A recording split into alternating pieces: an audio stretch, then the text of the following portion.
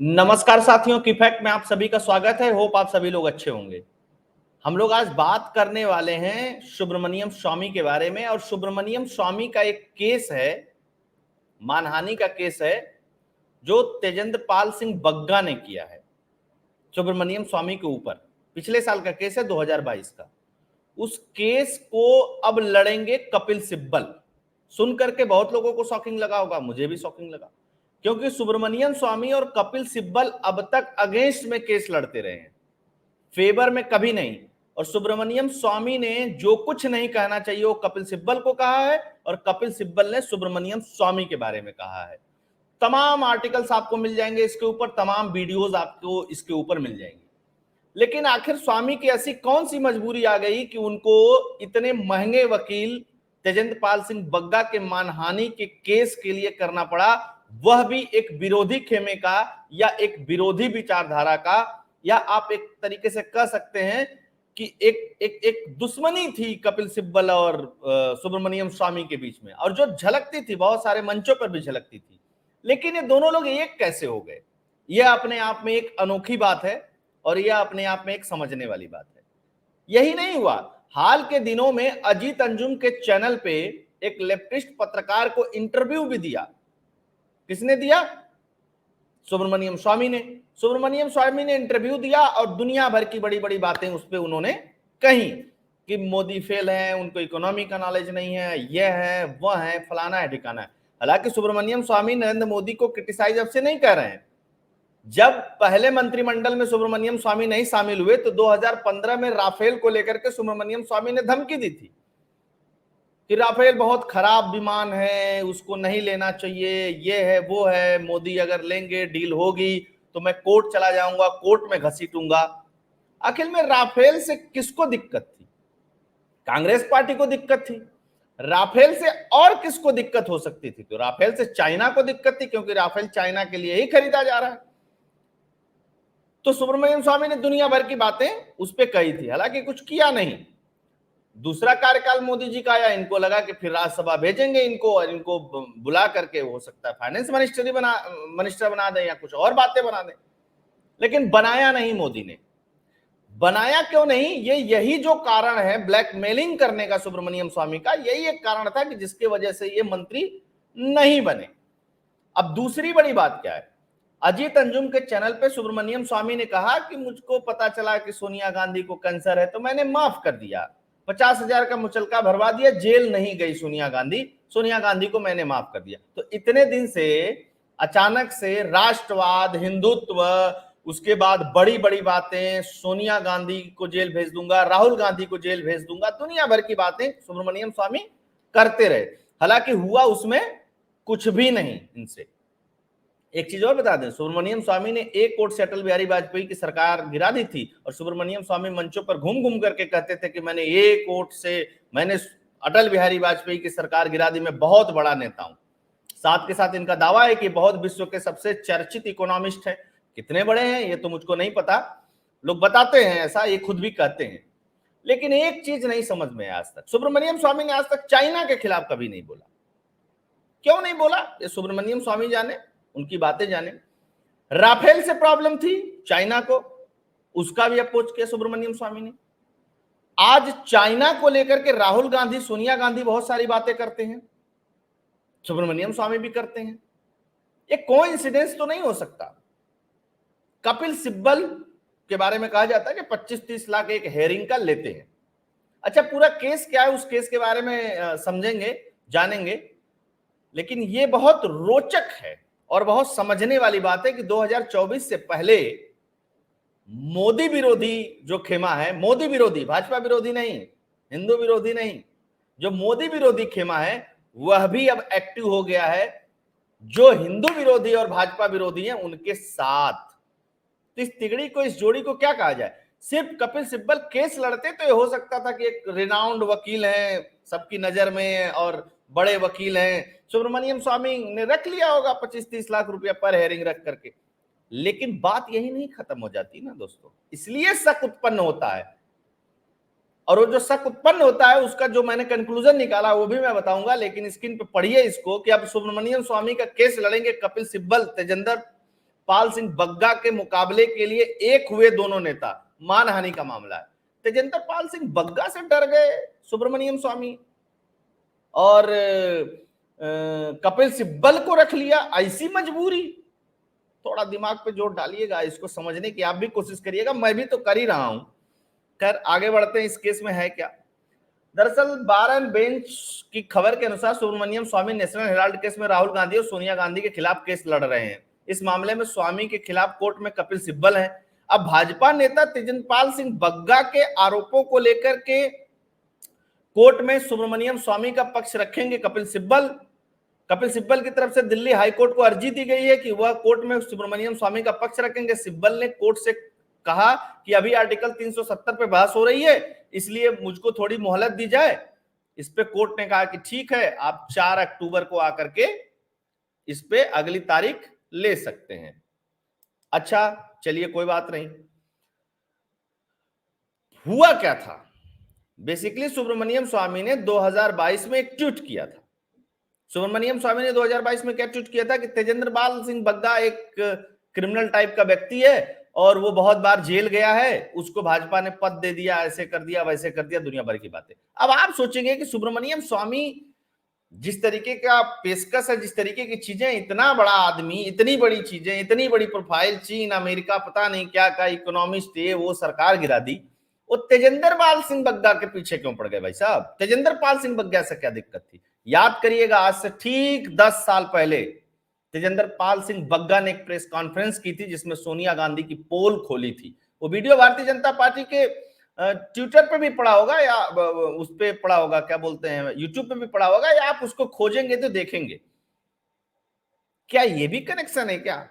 इसीलिए 2022 में स्वामी ने तेजेंद्र पाल सिंह बग्गा से पंगा ले लिया और तेजेंद्र पाल सिंह बग्गा ने इसी ट्वीट को कोट करते हुए मानहानि का केस दायर कर दिया। जिला अदालत में केस चला, सुब्रमण्यम स्वामी हाईकोर्ट पहुंच गए, हाईकोर्ट ने बुलाहट भेजी, हाईकोर्ट में दूसरे वकील केस लड़ रहे थे सुब्रमण्यम स्वामी का, लेकिन अचानक से क्या हुआ कि कपिल सिब्बल इसमें अपेयर होंगे, ऐसी सूचना दी गई कोर्ट को, और कोर्ट ने 4 अक्टूबर तक की तारीख भी दे दी। एक चीज और समझने की कोशिश करते हैं इसमें, ये सब समझने वाली बातें हैं। ट्रायल कोर्ट ने स्वामी को सम्मन जारी किया था, उसके बाद स्वामी इसे लेकर के दिल्ली हाईकोर्ट में चुनौती दी। 4 अप्रैल 2023 को हाईकोर्ट ने सम्मन पर रोक लगा दिया। इस मामले में अब जस्टिस दिनेश कुमार शर्मा की कोर्ट में सुनवाई हो रही। हालांकि इस मामले में 4 अक्टूबर 2023 को कपिल सिब्बल अपने मुवक्किल का पक्ष रखेंगे, ये भी देख लीजिए।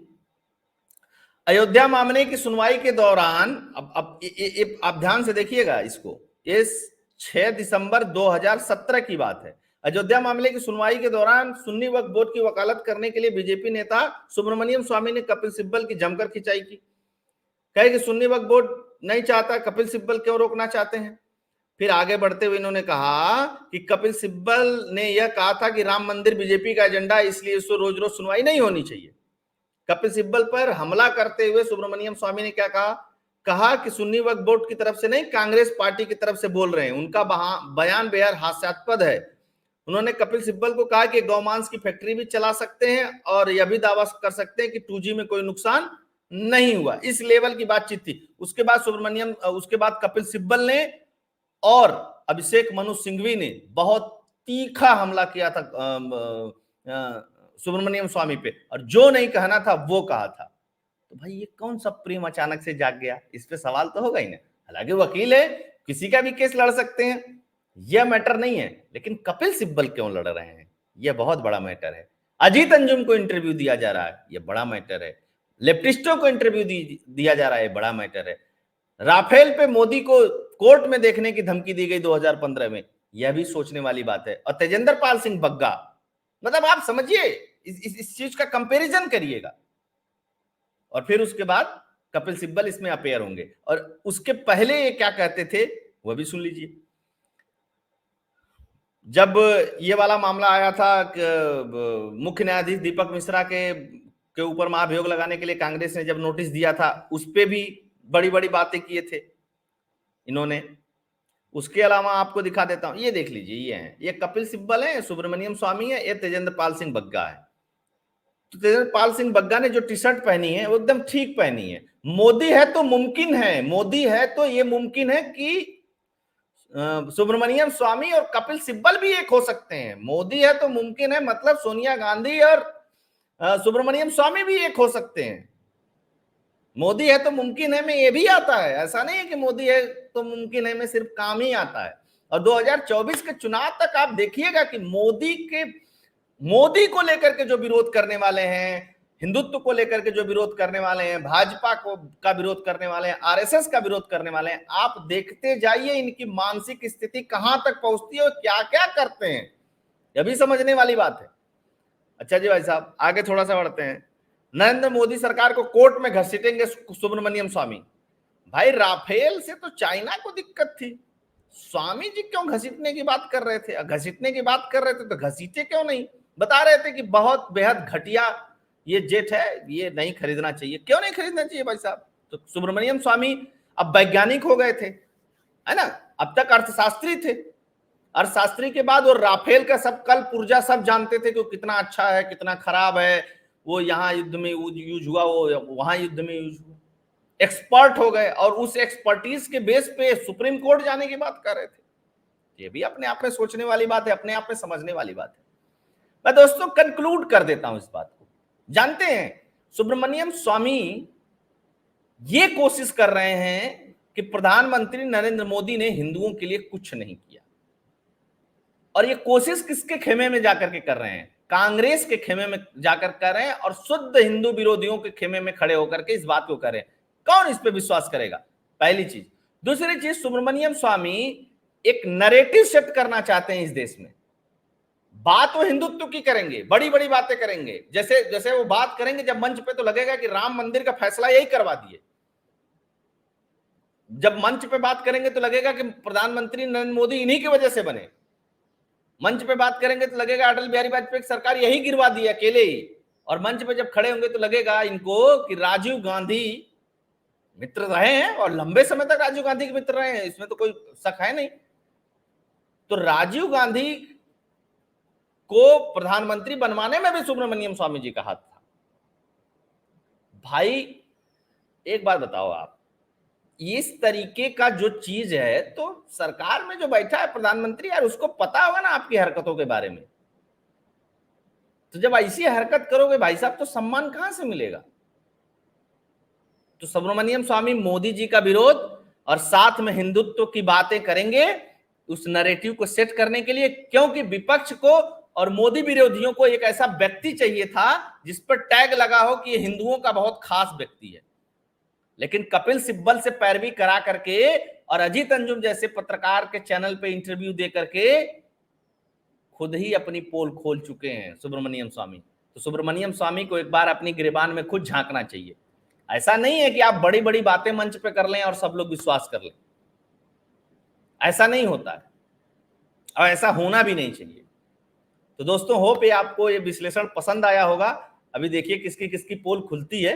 24 के चुनाव तक बहुत कुछ होगा, मैं कहता रहता हूं ना। देखिएगा कौन कौन किधर जाकर के बातें करेगा, कौन किधर जाकर के बातें करेगा, क्योंकि नरेंद्र मोदी के व्यक्तित्व को डाइल्यूट करने की ये लोग जितना कोशिश करेंगे वह व्यक्ति उतना राइज करेगा। 2002 से ये कोशिश हो रही है और अभी तक लगातार की जा रही है। देश के बाहर विरोध होता है, समझ में आता है, देश के अंदर विरोध होता है, वो भी समझ में आता है राजनीतिक पार्टियों के द्वारा। लेकिन हिंदुत्व की बात करने वाले, उसका चोला ओढ़ने वाले, वो अगर विरोध करते हैं और हिंदुत्व के विरोधी खेमे में जाकर के विरोध करते हैं तो शक पैदा होता है। तो होप ये वीडियो आप लोगों को पसंद आया होगा। पसंद आया होगा तो अधिक से अधिक लोगों तक शेयर करिएगा, चैनल को लाइक करिएगा, सब्सक्राइब करिएगा। स्क्रीन पे फोन पे पेटीएम का नंबर है, कंट्रीब्यूट भी करते रहिएगा। जय हिंद, जय भारत, जय श्री राम।